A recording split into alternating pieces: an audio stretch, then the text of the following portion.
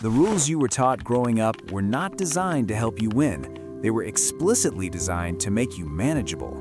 When you realize this, everything about why you feel stuck suddenly makes sense. You followed the instructions, you got the grades, you applied through the proper channels, yet somehow you were watching other people bypass the struggle entirely while you wait in line. This is not an accident. Recent economic and sociological research shows that the system does not operate on a meritocracy. It operates on something researchers call information friction. The machine is purposely built with administrative sludge to exhaust people who play by the stated rules. But there is a way out. Today, we are going to explore the hidden curriculum of the modern world. We will look at why hard work is often a trap, how the concept of the front door is an illusion, and the exact framework you can use to bypass the gatekeepers completely. Chapter 1. The Compliance Trap. Think about how we are evaluated from the moment we enter a classroom. The highest rewards are rarely given to the most creative solutions. They are given to the person who follows the rubric most accurately. Sociologists refer to this phenomenon as the hidden curriculum. We are implicitly trained to believe that compliance equals success, but when you step into the real world, the people at the very top are never the ones who follow the standard operating procedures. The system relies on the vast majority of people accepting the default options presented to them.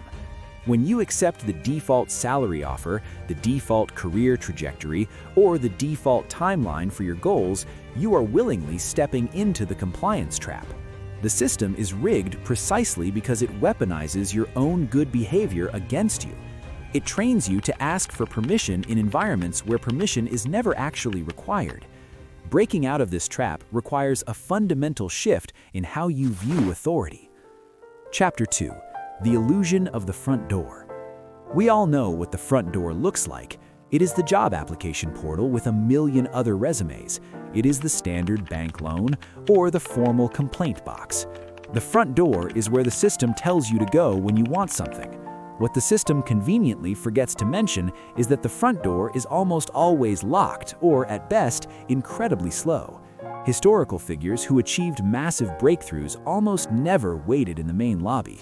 They understood that every institution has a side door or an open window. When you apply through the front door, you are competing on the system's terms, reducing yourself to a piece of paper or a metric that can be easily dismissed. The people who beat the game do not stand in line. They bypass the formal application process by finding the person who holds the keys and making a direct connection. If you are waiting for your turn, you are already losing. Chapter 3. The Power of Information Velocity. Mainstream economic theory often assumes that everyone has equal access to information. But if you look closely at how power actually functions, you will find that information asymmetry is the real currency of the elite. The wealthy and well-connected do not just have more money, they have a higher velocity of information. They find out about shifting zoning laws, market trends, or quiet job openings long before that information reaches the general public.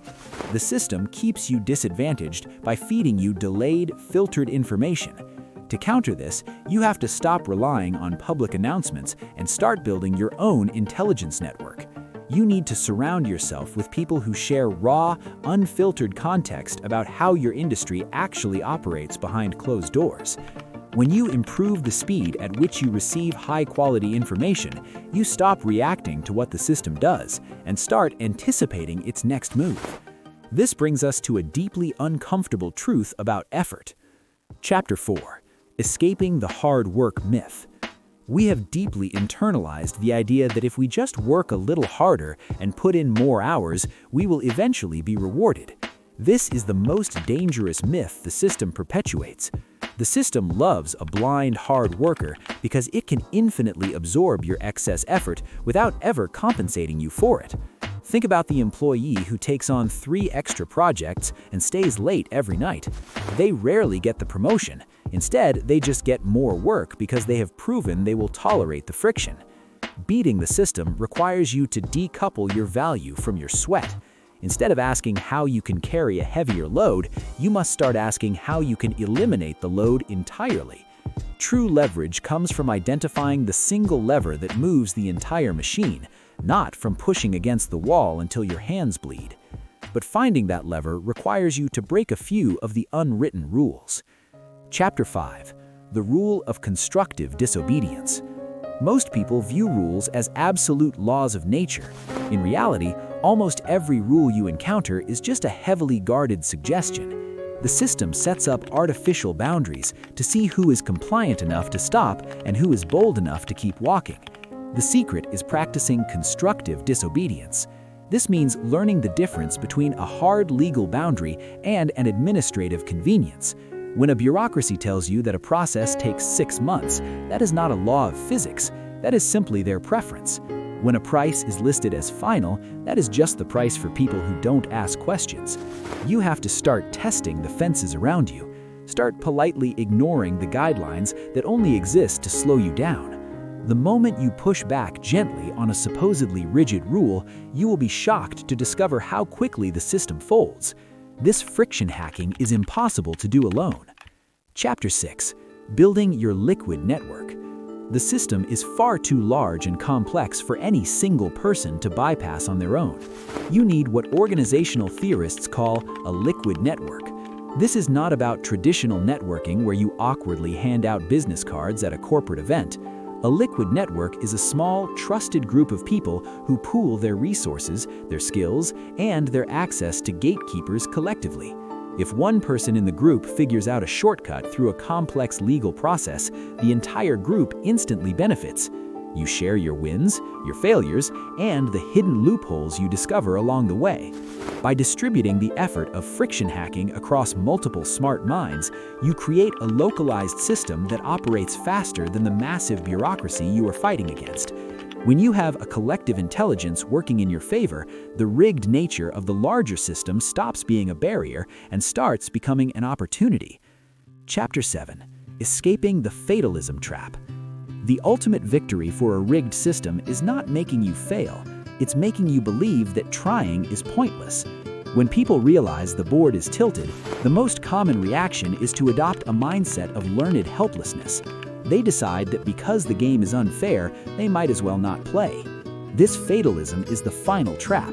It is true that the economy is tilted and the gatekeepers hold entirely too much power. But realizing the game is rigged should not be a source of despair. It should be a profound relief. It means your previous failures were not entirely your fault, and it means you can finally stop playing by the false rules that held you back. Once you see the administrative sludge, the compliance traps, and the illusion of the front door, you hold the power. The system is rigged, but it is deeply inefficient. Your job is simply to find the cracks.